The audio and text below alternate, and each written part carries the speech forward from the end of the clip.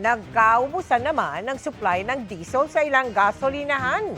Sa kabila yan ng paniniyak ng Department of Energy na sapat ang supply ng langis sa bansa hanggang sa katapusan ng Abril. Nakatutok si Salima Refran. Namomroblema raw ang gasolinahan na ito sa Zamboanga City. Paubos na raw kasi ang stock nila ng diesel. Pero wala raw bagong delivery na dumarating sa gitna ng nakaambang mega oil price hike simula bukas. As of now, wala kami deliver na diesel. Puro mga gasolina. Consistent yung dating ng gasolina pero sa diesel wala po kaming I do not know. Sabi wala daw stock or basta ganun na lang.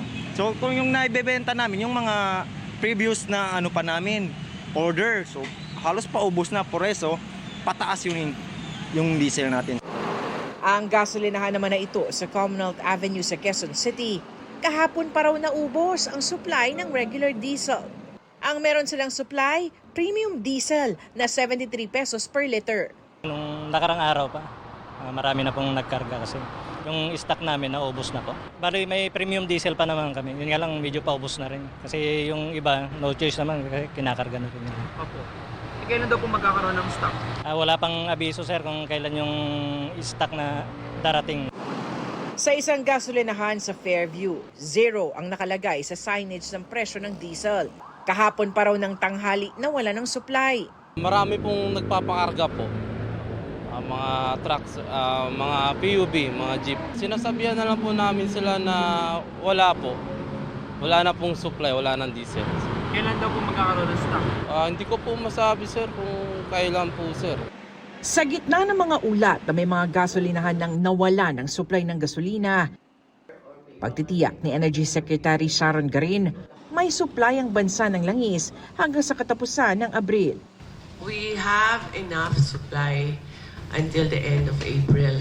Ang usual kasi na deliveries, ang capacity lang ng ating mga oil companies is around mga 15 days or more. Yun yung nung storage nila kasi hindi naman ganun kalaki na they can store about up to 200 days eh.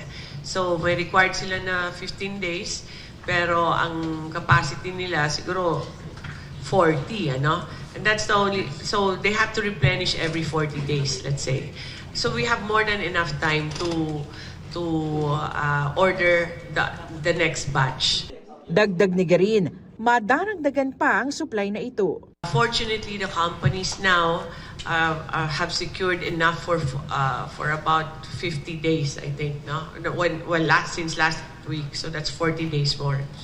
So ngayon, nag-order na sila ng panibago para po sa end of April or after April. Pero para sa isang ekonomista, mainam kung madaragdagan pa ito, lalo't hindi alam kung hanggang kailan ang kaguluhan sa Middle East.